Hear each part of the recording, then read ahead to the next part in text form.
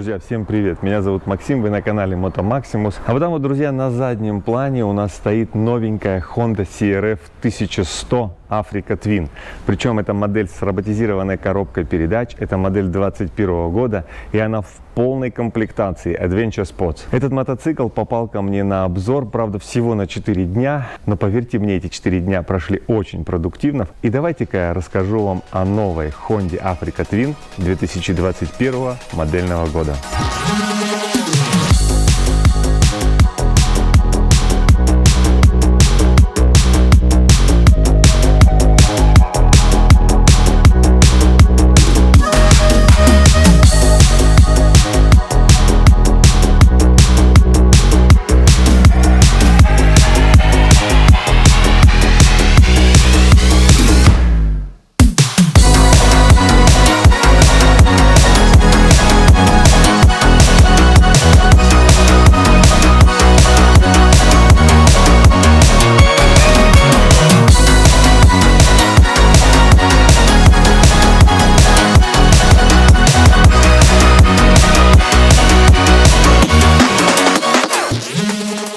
И позвольте мне вам представить новенькую Honda CRF 1100 Africa Twin.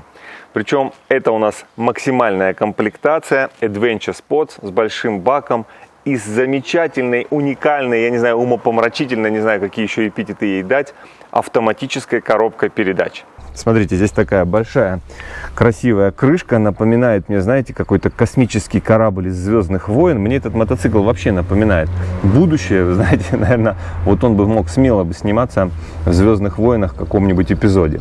Здесь нету рычага сцепления, здесь нету рычага переключения передач. Этот мотоцикл все делает сам. На самом деле он много чего еще интересного делает. И давайте я вам сейчас о нем расскажу. Пару дней назад этот мотоцикл попал ко мне в руки на тест-драйв. Его приобрел мой товарищ. Мотоцикл нафарширован всем, чем только можно и нельзя. И давайте обо всем, наверное, по порядку. Пройдемся по экстерьеру этого мотоцикла, посмотрим, как он выглядит, что у него есть. Вы сравните с тем, что изменилось к 2021 году. А дальше мы с вами поговорим об ощущениях от этого мотоцикла. Я отъездил на нем больше 500 километров. 4 дня он был у меня на тест-драйве. И я готов сказать свои ощущения как человека, который впервые сел на Africa Twin и сел на нее после Yamaha Super Tenere 1200, на котором я отъездил уже 10 лет. Поэтому сегодня в процессе обзора я, конечно же, буду отсылаться к Super Tenere, буду говорить, что мне в этом мотоцикле больше нравится, чем в моем Super Tenere, а что мне нравится в нем меньше. Итак, поехали. Ну, конечно же, в первую очередь надо сказать, что у этого мотоцикла, ну, просто сногсшибательная оптика. Здесь стоит LED-оптика, причем LED-оптика здесь интеллектуальная. Она идет с датчиком света, во-первых. Во-вторых, когда вы на нем входите, на этом мотоцикле, куда-то в поворот, у вас вот здесь вот под основными фарами идут 3 светодиодных прожектора с этой стороны и 3 светодиодных прожектора с этой стороны. И это дает вам уникальную подсветку мертвых зон в той стороне, куда вы поворачиваете.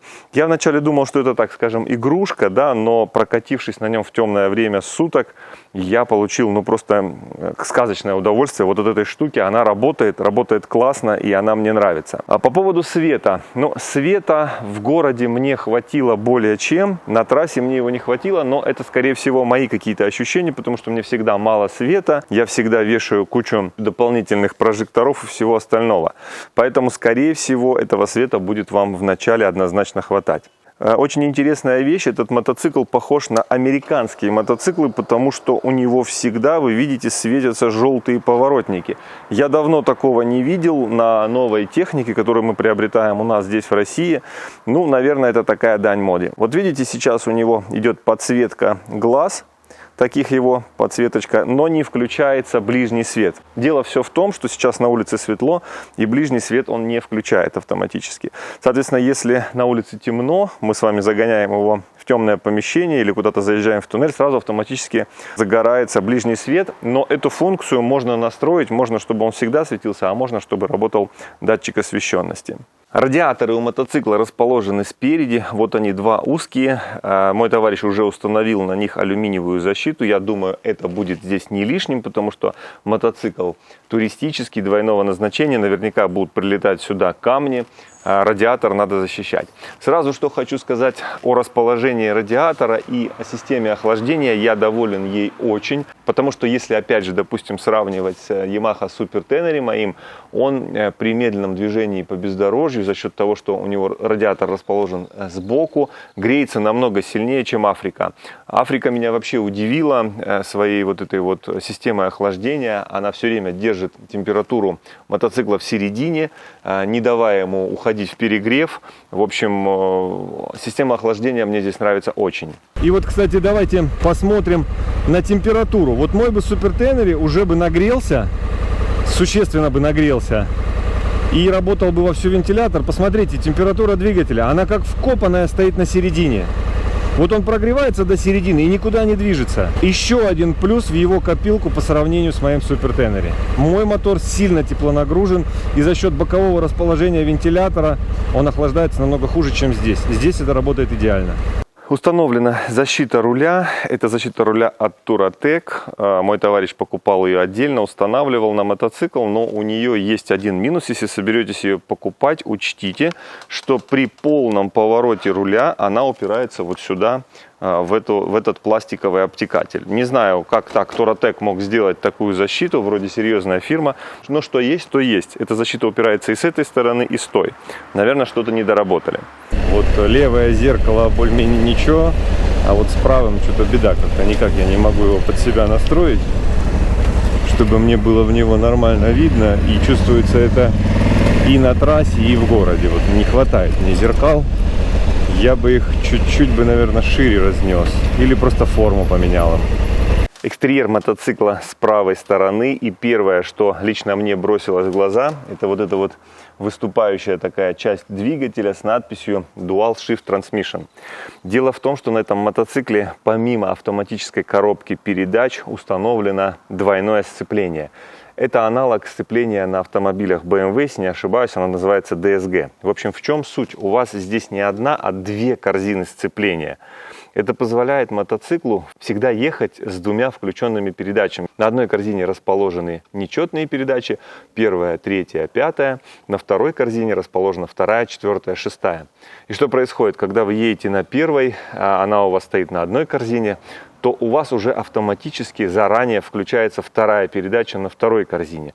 И когда вы переходите с первой на вторую передачу, у вас происходит более плавное и более быстрое переключение. Должен, забегая вперед, сказать, что в комплексе с мозгами и с роботизированной вот этой коробкой переключение очень эластичное и очень мягкое. Плюс ко всему надо отметить, что оно еще очень быстрое. У вас получается стартовать со светофора не хуже, чем бы вы сделали это сами вручную, подтравливая сцеплением. Коробкой и сцеплением я здесь доволен, просто нет у меня слов, как по-другому выразить эмоции от этого мотоцикла. И, конечно же, когда я взял этот мотоцикл на обзор, многие из моих друзей начали подшучивать и высмеивать то, что зачем ты взял мопед, зачем тебе этот мотоцикл без сцепления и все такое, типа он для девочек и 5-10. Но давайте так, я, конечно же, не говорю о том, что мы все должны пересесть на автоматическую коробку передач, но ругать этот девайс я бы однозначно не стал. Нет, вы посмотрите, как он спокойно, играючи все преодолевает. Я иду вообще на около нулевых скоростях, под колесами скользкий камень, щебень, и этот чертов гений с этим всем справляется просто на раз-два. Да, возможно, когда вы устали от будней, от автомобиля и приходите, у вас есть 2 часа свободного времени покататься, вы хватаете свой мотоцикл, куда-то мчите, вам, конечно же, хочется больше как-то участвовать в процессе движения, выжимать сцепление, играться коробкой и все остальное. Да, все это классно, но я рассматриваю все мотоциклы с точки зрения мотоциклов, на которых можно путешествовать. И вот покатавшись на нем, я понял, что в те моменты, когда я в день буду проходить 1000 километров и больше, заезжая, допустим, под вечер в какой-нибудь город, попадая в пробку, когда уже и руки устали, и ноги устали, и спина болит, и внимание уже не так сконцентрировано, возможность не играться сцеплением, возможность не играться коробкой в пробках, на перекрестках, это очень классно. Вы едете расслабленно, вы контролируете тормоз и газ, и все. Мотоцикл все остальное делает за вас, причем делает довольно-таки неплохо. Надо обязательно сказать о том, что этот мотоцикл может вас первоначально оттолкнуть и отпугнуть. Я сейчас объясню, в чем смысл. Когда я забрал этот мотоцикл на тест, мне, в принципе, так вкратце объяснили, как им управлять. Дали вот такой вот толстенный мануал в руки, для того, чтобы я почитал, изучил все функции, и я поехал.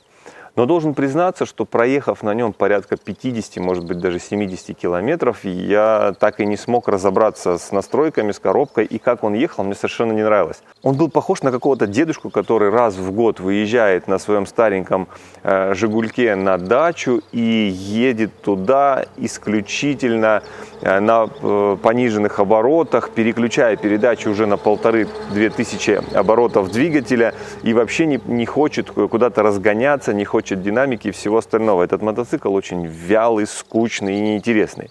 Но это только поначалу, потому что вы не знаете его настроек и не знаете, как разобраться с электроникой. Дальше, когда вы подстраиваете этот мотоцикл под тот ритм, который вам удобен, поверьте мне, он дарит вам массу впечатлений. И дальше, когда мы будем разбирать приборную панель и электронику, мы с вами об этом поговорим. Также с этой стороны установлен глушитель. И вот этот глушитель, вот прямо эта песня, и он мне тоже очень понравился. Расскажу, в чем фишка. У глушителя сзади два носика выхода выхлопных газов, один поменьше, другой побольше. И я сразу, когда завел и поехал на этом глушителе, мне показалось, что здесь установлена то ли Яшимура, то ли какой-то другой прямоток. Ну, прям звук такой приятный, басистый, классный. Потом я разобрался, все дело в том, что у этого глушителя прямо на нем стоит клапан, приводится он в движение тросиками и работает он следующим образом. Когда вы едете на малых или средних оборотах, у вас задействована лишь часть глушителя, и мотоциклы работают у вас максимально тихо. Стоит вам открыть хорошенько газ, открывается клапан, там приоткрывается или на все открывается, у вас идет уже второй канал, который, я так понимаю, работает как прямоточный глушитель, и у вас появляется такой серьезный, классный бас от вашей выхлопной системы.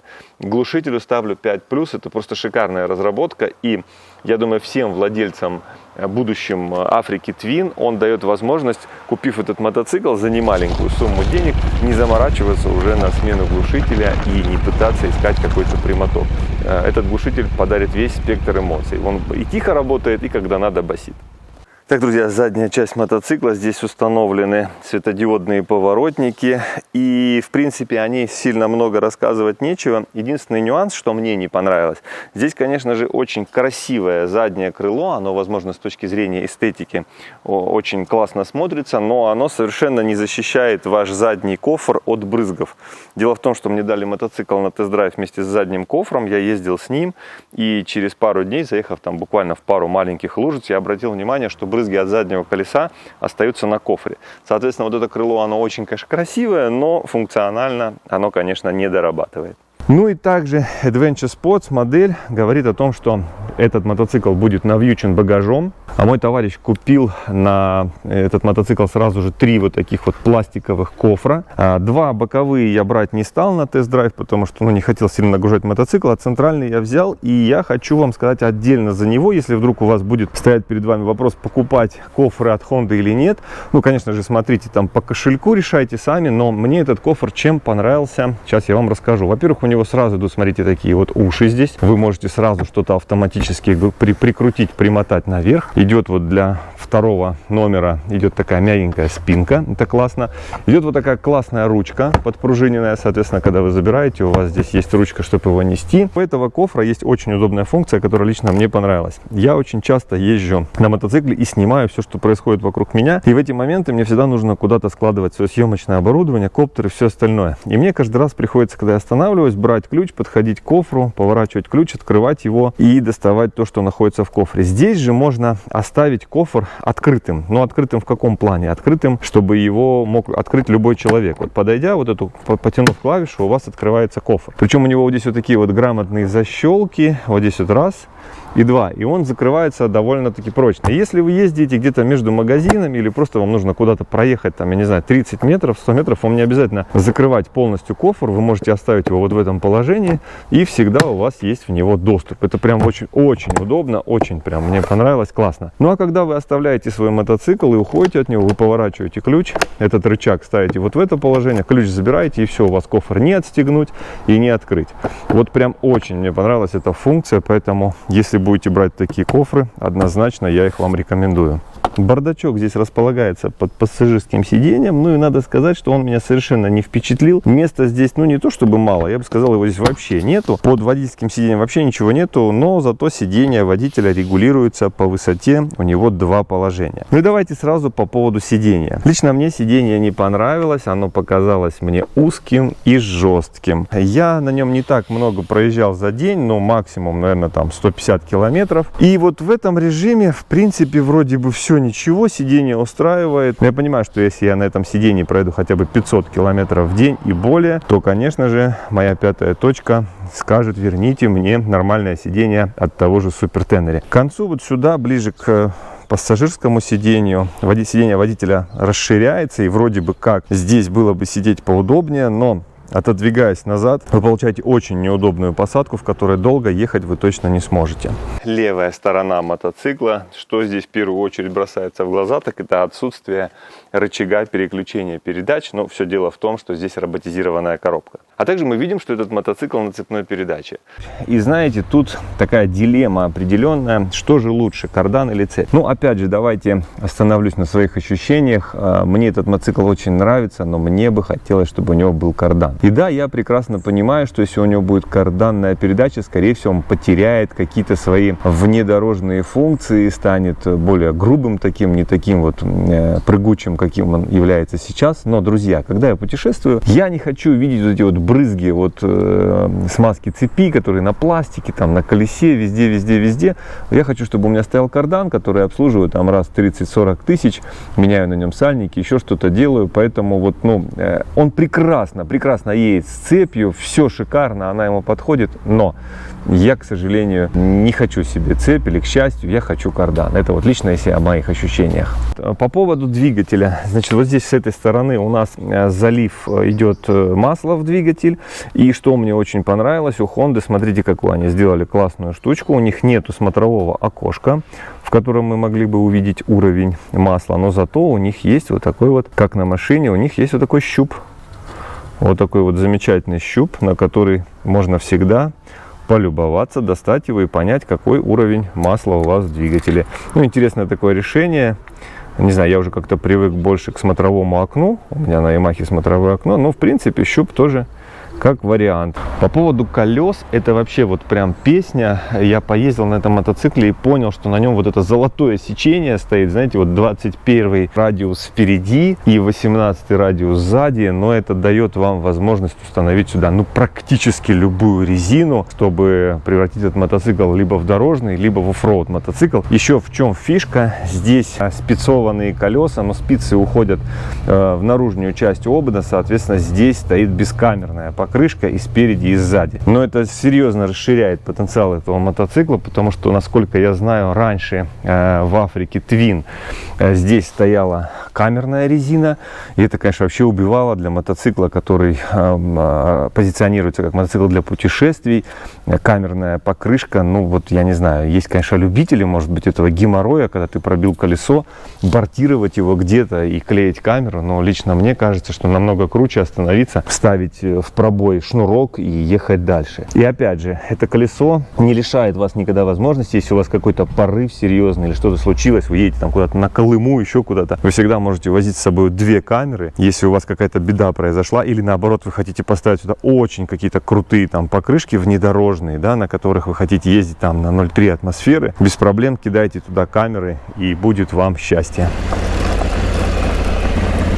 Мотоцикл идет очень мягко. Вот здесь как раз таки чувствуется для меня сейчас разница между ним и моим супертенери. И я думаю, она в первую очередь мною существенно чувствуется из-за колес. Напомню, у супертенери 19 колесо впереди и 17 сзади. Здесь же идет, как по классике эндуро, 21 колесо перед и 18 колесо зад. И вот это сочетание универсальное дает возможность этому мотоциклу подготовиться, ну, практически к любым дорогам, потому что любая, даже самая злая резина может быть сюда установлена. Соответственно, все зависит от задач, которые вы преследуете. Думаю, всем вам понятно, что в этом мотоцикле система ABS установлена, но, и как я понял, здесь ABS не комбинированный. Скажу, что это дарит, какие это дарит ощущения от мотоцикла. Допустим, у меня на супертенере, когда я резко нажимаю передний тормоз, передавливаю, скажем так, его, у меня система сама перепускает давление на заднее колесо. У меня порядка 30% мощности гидравлики уходит на заднее колесо, у меня одновременно тормозят и переднее колесо, и заднее. Что это дает? То, что мотоцикл быстрее останавливается, а во-вторых, у меня меньше клевок, потому что у меня сразу два колеса тормозят, и мотоцикл становится как вкопанный. Вот на Honda Africa Twin, что мне не понравилось, она безумно клюет передним колесом. И так как я уже расслабился и задний тормоз практически не нажимаю, приучил меня к этому супертенере, здесь нужно переучиваться, здесь нужно постоянно нажимать педаль заднего тормоза для того, чтобы мотоцикл более-менее стабильно останавливался, потому что если этого не делать, ну поверьте мне, мотоцикл клюет прямо очень сильно, прям сильно, аж он пугает, вы прям как будто аж проваливается вилка. Ну, я чуть-чуть поездил, и потом я понял, в чем фишка. Вы знаете, как за все же нужно платить, и у этого мотоцикла, у него очень хорошие внедорожные характеристики, очень длинные хода подвески. Ну и чудес не бывает, если мотоцикл лучше на бездорожье, соответственно, он чуть хуже на дороге. И вот эта вот фишка с клевком вилки, ну, к сожалению, даже когда я зажал электронно эту вилку вот полностью, вот максимально зажал, поставил спорт режим и все остальное, все равно она продолжает клевать, и все равно не добьетесь вы такого, допустим, чтобы у вас вилка не клевала. И, кстати, отдельный балл этому мотоциклу я даю за посадку.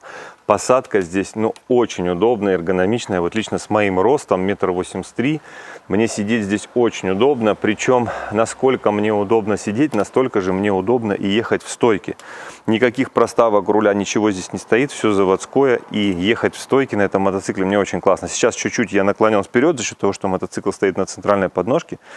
Но если его снять, если я поеду в стойке, мне прям очень удобно, прям классно. По поводу ветрового стекла, у него здесь несколько положений, вот это самое низкое, и вы можете сделать вот в такое положение, его еще перевести в самое высокое.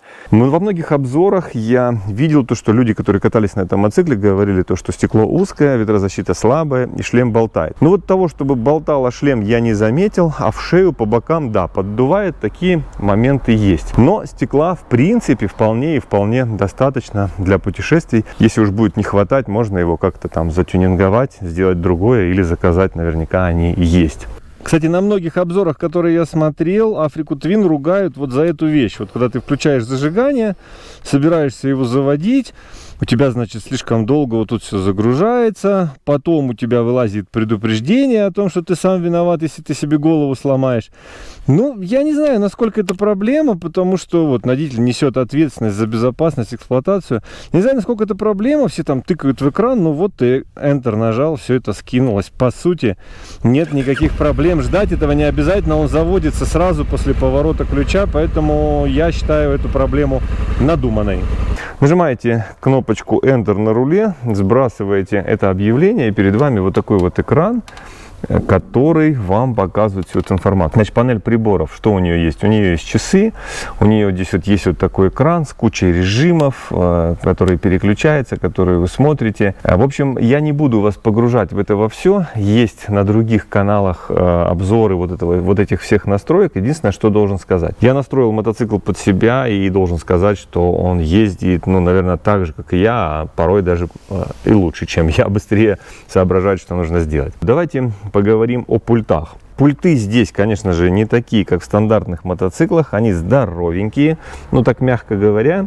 И вот правый пульт большой, но в принципе эргономически он удобен. Что у нас здесь есть? Вот это заглушить двигатель, это же кнопка, она старт. Здесь есть вот этот вот переключатель, он очень удобный, очень интуитивно понятный. Вот он как раз таки отвечает за вашу коробку. Вот здесь вот есть кнопка AM, это либо автоматик, либо manual. Вы ее зажимаете, и тогда компьютер уже либо сам переключает вам режимом передачи, либо это делаете вы. Здесь ниже расположен круиз-контроль. Включаете круиз-контроль, задаете скорость. Все очень просто. Круиз-контроль – это та штука, которой мне однозначно не хватает. И обсуждая вот этот пульт, я думаю, не лишним будет сказать, что здесь, друзья, у нас нету никаких тросиков. 21 век на дворе, черт побери, будущее. Газ здесь полностью электронный, просто подпружиненная такая ручка и все. А внутри там уже механизм, который считывает вращение и передает их на бортовой компьютер. Также наверху вот здесь вот на пульте есть еще вот такая кнопка FN. Освещение либо автоматическое, либо выключается. Автоматическое включается всегда. Дальше идет звук, это управление гарнитурой, потому что сюда можно по Bluetooth подключить гарнитуру. И третье положение — это переключатель подогрева ручек, причем он очень крутой, у него аж 5 позиций, видите, вы можете настроить подогрев ручек, как вам то нравится. Настраивается это все уже другой кнопкой вот на этом пульте. Давайте перейдем к нему. Сказать, что он перегружен кнопками, это ничего не сказать. Давайте вот сверху вниз, наверное, пойдем. Первое необычное, что встречается, это вот моргать фарой и включать вот так вот дальний свет. Ну, нестандартное решение, не такое, как на обычно других пультах, но в принципе удобное. В принципе удобное, вопросов к нему нет. Дальше тут есть две кнопочки. Вот эта кнопочка меняет там функции, тоже тише, громче звук делает. И также она управляет функциями, которые вы запускаете вот этой кнопкой. Это свет и подогрев руля. Дальше вот это идет кнопка. Признаюсь честно, я ее не использовал, но она управляет функцией hands-free, когда ваш телефон и ваша гарнитура на шлеме подключены к головному устройству. Здесь высвечивается, кто вам звонит, высвечивается телефонная книга, и вот этой кнопкой вы можете управлять, поднимать, класть трубку. И, если не ошибаюсь, если у вас iPhone, вы можете пользоваться функцией Siri Voice. Ну и дальше идем вот к этой громадине, к этому пульту. Значит, снизу у него вот есть два таких лепестка. Это передача вниз, передача вверх, они удобные, к ним вопросов нет. А дальше идет одна из самых неудобных кнопок на этом пульте, это включение вот поворотников. А так она включается очень мягко, очень классно, но ее очень сложно, вот видите, вот как бы очень сложно ее нащупать, очень сложно понять. Ну, возможно, конечно, это дело времени и дело привычки, но я частенько вместо поворотников нажимал вот сюда вот на сигналил, люди не понимали, что я хочу от них, но вот тем не менее это так. Ну и дальше здесь идет аварийка, и вот, кстати, аварийки я должен дать большой плюс. Но, блин, у нее есть функция, которая безумно не хватает в супертенере. Мотоцикл заглушен и работает аварийка. Ну почему в супертенере аварийка работает только при включенном зажигании? Ну а если я на трассе стою, мне нужно включить аварийку. Здесь это реализовано, даже если достать ключ, аварийка работает. Вот эти конструкторы супертенере, почему у нас так не сделано? И дальше идет вот эта вот клавиатура, понимаете, компьютерная практически. Тут сигнал, единственное, что вам знакомо. Все остальное это кнопки, которые управляют бортовым компьютером. Я не буду вас грузить этими кнопками, за что они отвечают, что они делают. Единственное, что должен сказать, что когда вы на него садитесь, у вас появляется впечатление, что вашим мотоциклом управляет какой-то дедушка. Но на самом деле в режиме драйв при заводских настройках мотоцикл идет на максимальном энергосбережении, на сбережении топлива и всего остального. Он показывает вот в этих вот родных настройках самый низкий расход. Но, конечно же, всем нам хочется динамики, и тогда нам стоит обратить внимание вот на эти кнопки. И, в общем, все вот эти вот регулировки как раз-таки отвечают за то, каким будет ваш мотоцикл. Будет он вялым или будет он шустрым. Поверьте мне, когда я настроился под то, что мне нужно, даже, по сути, без особых изменений здесь, просто уйдя на спорт-режим, мотоцикл начинает дарить вам, ну, просто сказочные ощущения от динамики своей. Тросик здесь все-таки один есть, он находится слева, и здесь, друзья, чтобы вы подумали, это ручник. Круто, да? Это ручник, это не сцепление, причем он, видите, как он сделан так, чтобы вы в дороге, будучи бывшим мотоциклистом, который ездил с механической коробкой, ни в коем случае его не выжали, потому что это ручник заднего колеса. Я на спуске остановился, чтобы сделать фотографию, поставил его на ручник, и все, он никуда не катится, не надо глушить, не надо ногой тормоз держать. Прям вообще офигенная функция, мне прям нравится. Ну и, пожалуй, еще нужно сказать, что так как это все-таки уже мотоцикл с огромным компьютером.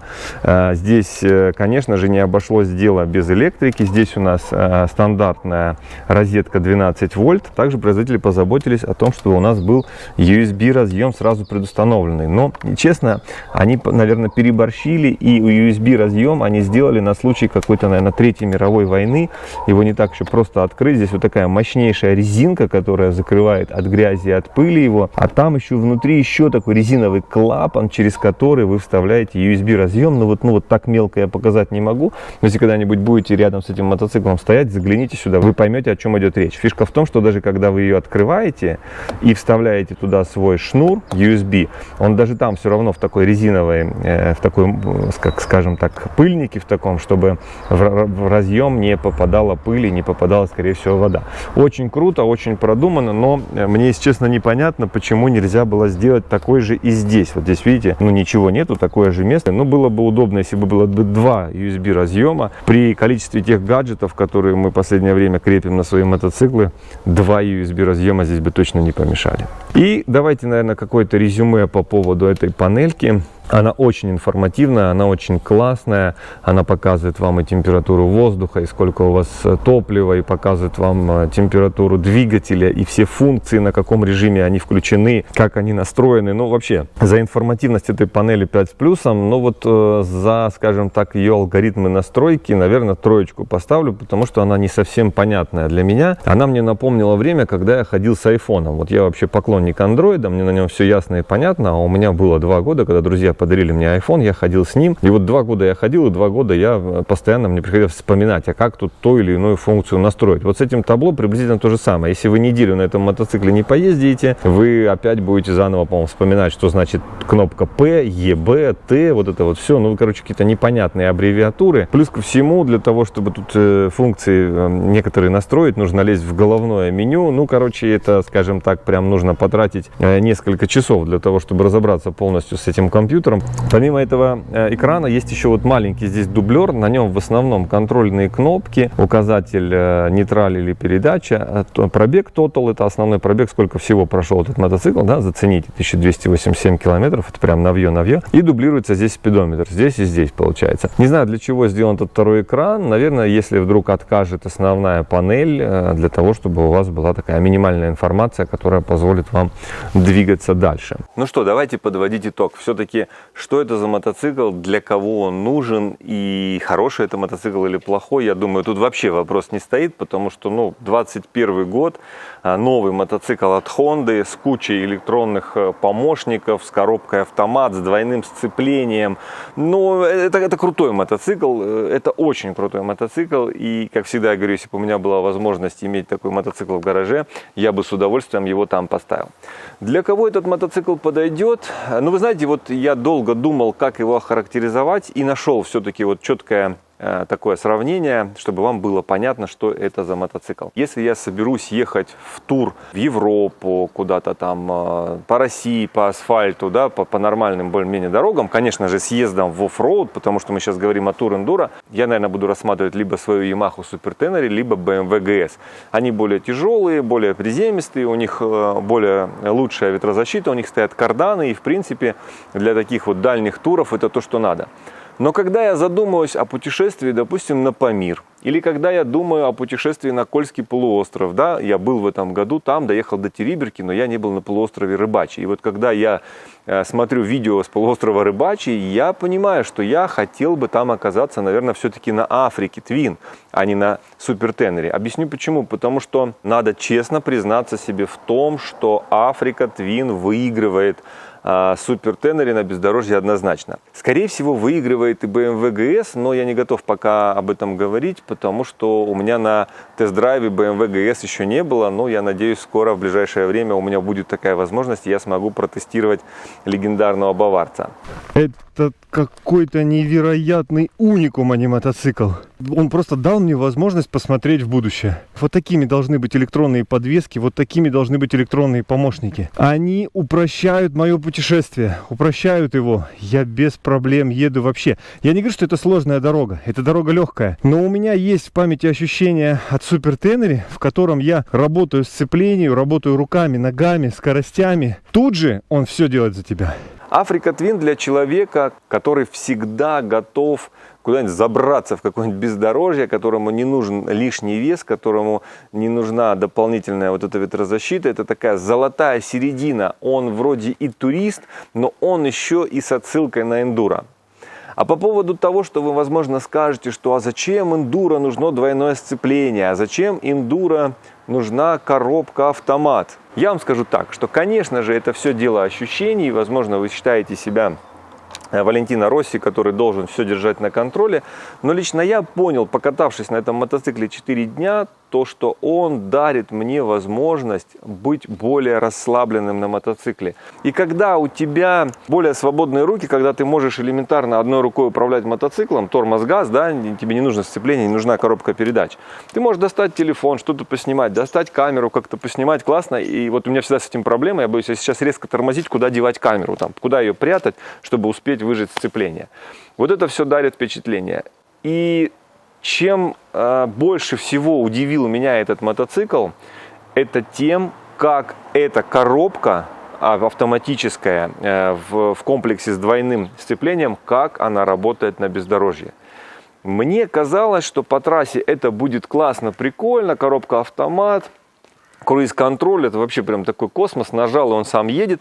Я думаю, ну, скорее всего, на бездорожье мне придется переключиться в ручной режим и ехать на этом мотоцикле в ручном режиме, потому что ну, наверняка он сможет понять, что мне нужно, там, как мне между камнями проехать и все остальное. Он ездит просто супер по бездорожью. Он позволяет мне быть новичком, он позволяет мне не подтравливать сцепление, он позволяет мне сконцентрироваться на выборе траектории, и сконцентрироваться на развесовке мотоцикла. Попав в какую-то экстренную ситуацию, электронные помощники все-таки работают на вас. А свободная рука, которая не контролирует сцепление, и свободная нога, которая не контролирует коробку передач, они все-таки начинают работать именно на развесовку мотоцикла. По итогу, друзья, мотоцикл классный, мотоцикл современный, все в нем очень круто. Я в нем нашел всего лишь один ярко выраженный минус, который у меня никак не клеится вот с этим бортовым компьютером, с этим крутым сцеплением двойным. Вообще со всей этой электроникой у меня не клеится. Слушайте, ну все хорошо в этом мотоцикле, все классно, все супер. Но скрип вот этого вот пластика где-то здесь, я не могу понять, где конкретно здесь. Блин, ну мотоцикл стоит 1,5 миллиона рублей, даже больше, если все на него навешать. Ну как у него может скрипеть пластик? Я не пойму, как так? Может быть, надо бы его протягивать, как Жигули после покупки? Ну, короче, это вот прям вот, ну, вот это бесит, конечно. Ну, в общем, вот это вот прям отторжение у меня произошло. Просто, знаете, как не клеится у тебя новый мотоцикл, весь в электронике, который сам за тебя едет и скрипит. Ну, такого быть не должно, поэтому, скорее всего, хозяину придется здесь немножечко пошаманить, все это дело разобрать, проклеить и сделать так, чтобы этот мотоцикл, ну, блин, соответствовал своей цене и своему статусу. Ну что, друзья, завершаем обзор. Я надеюсь, он был интересным, эмоциональным, информативным. Для себя я однозначно рассматриваю этот мотоцикл как один из самых современных, как один из самых крутых мотоциклов. Этот мотоцикл, который позволил мне лично заглянуть в будущее. А будущее, я уверен, за электронными технологиями, вот этими двойными сцеплениями и всем остальным. Поеду, отгоню мотоцикл хозяину, получу еще 30 минут примерно удовольствия от управления этим аппаратом. Ну а вам, друзья, по традиции желаю путешествуйте и всем добра!